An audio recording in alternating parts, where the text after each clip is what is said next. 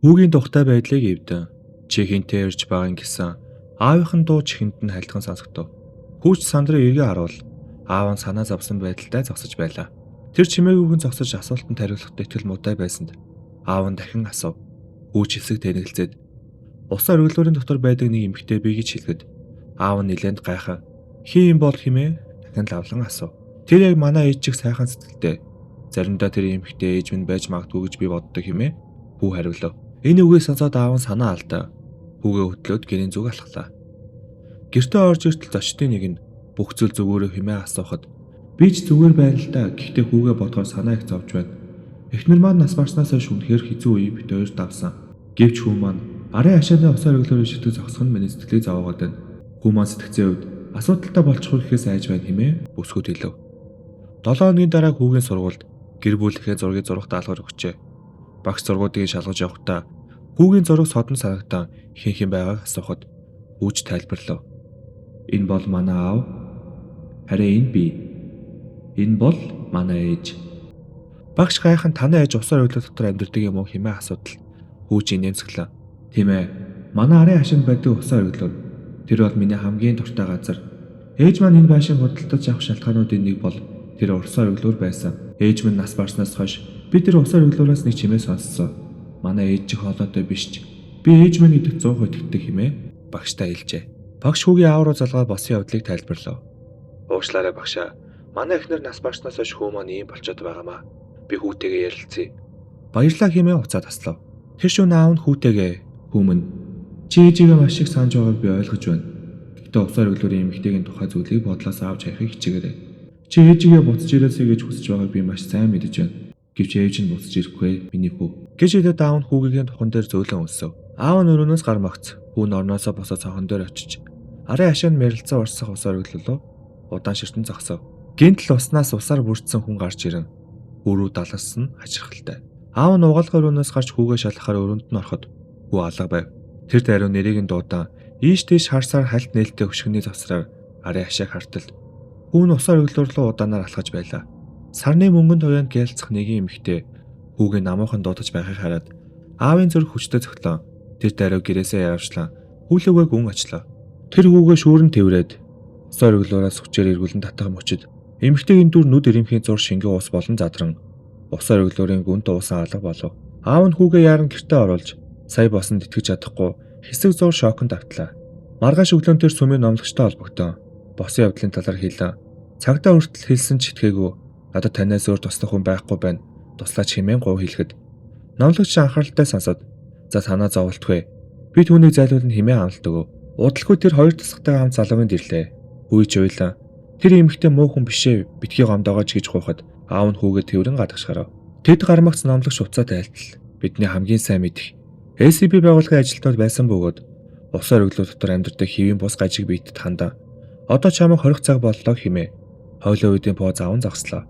Сайн байцгаана судлаачдаа. За дараагийн бүсийн битийг нээлтгүүлэхээс өмнө би саяхан шин сууг нээсэн гэж та бүхэндээ хэлжсэн. Тэгээд энэ дээр төрөл бүрийн тоглоом стрим болон SCP-гийн тоглоом ертөнцөөр бичлэгүүд ороход явах байгаа. Тэгээд мэдээж subscribe хийж дэмжээрэй. Тэгээд бас манай үндсэн сууг маань жоохон дэмжиж өгөхөд 100,000 subscribe хүргэх гэж байна.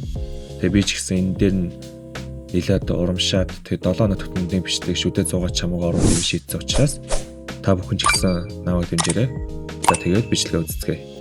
SCP-54 буюу хүн болгоны хил занснаар усны дагна. Тэг 54 бол маш ажиглалтай биеийн шин чанартай бөгөөд гаднаас харахад огцхон онцгой биш.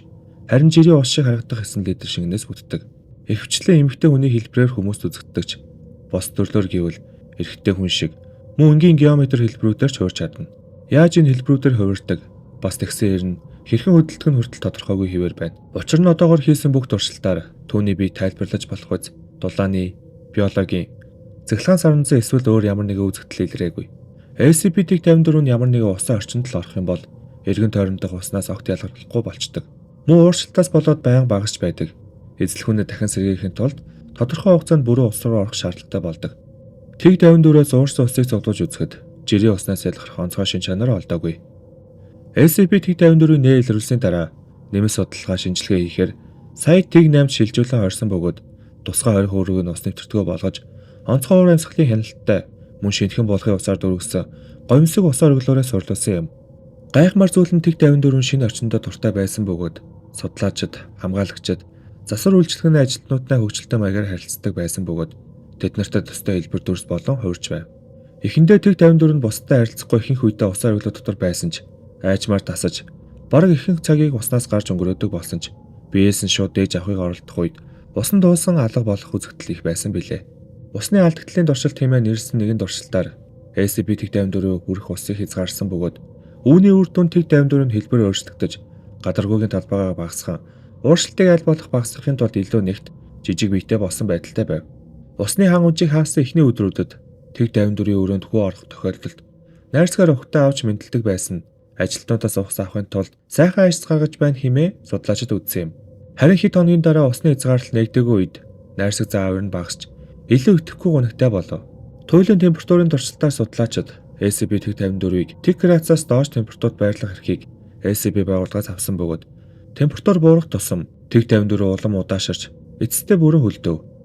Мөн мөсийг нь өөрүүлэн дээж авч шинжлэхэд жирийн уснаас огт ялгаагүй байсан юм. SCP байгууллагын судлаач түүний зовоож ханалгүй.